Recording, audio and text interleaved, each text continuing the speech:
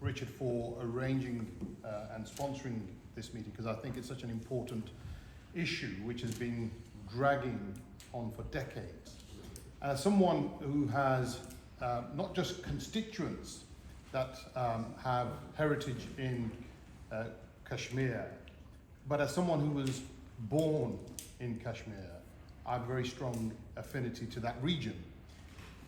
It makes it even more important for me as an MP for the Barr constituency, not only to work within Parliament, but work across the different communities that I represent in Barr. And we have a diverse community. People that originate from India.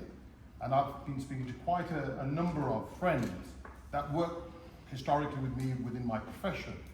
And their views align with my views, and that is justice, equality, human rights. And it's shocking to see the sort of support you get within different communities when it comes to those types of issues.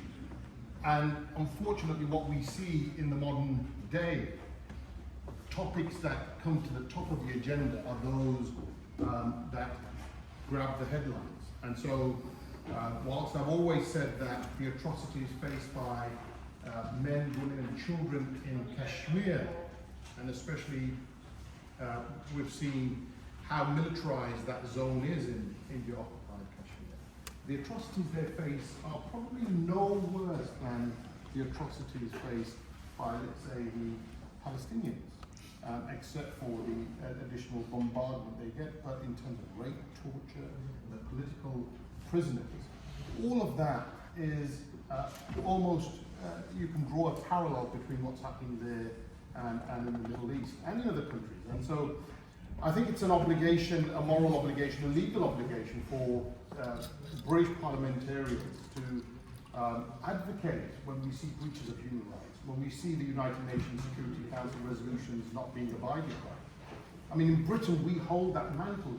We hold the mantle of a nation that is very strict when it comes to breaches of law. And we're a beacon of light for other nations. And that's why it's so important when we look at the recent issues around the arrest warrants, for example, and colleagues that sat there, Richard in particular, very vocal about the fact that international courts must be respected. And this is a judicial process. Parliamentarians and politicians across the world should not be interfering with an independent, impartial judiciary. And whatever they determine should be implemented.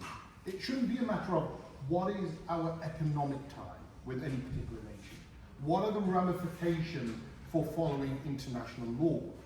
It should be a principled approach. Once a court of the United Nations Security Council pass a resolution which are binding, they should be followed. That's how we maintain integrity.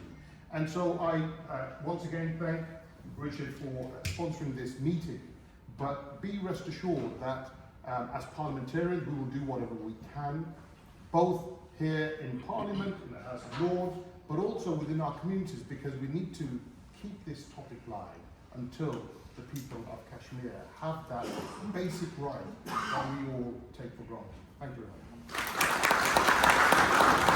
Thank you very much, Ayoub.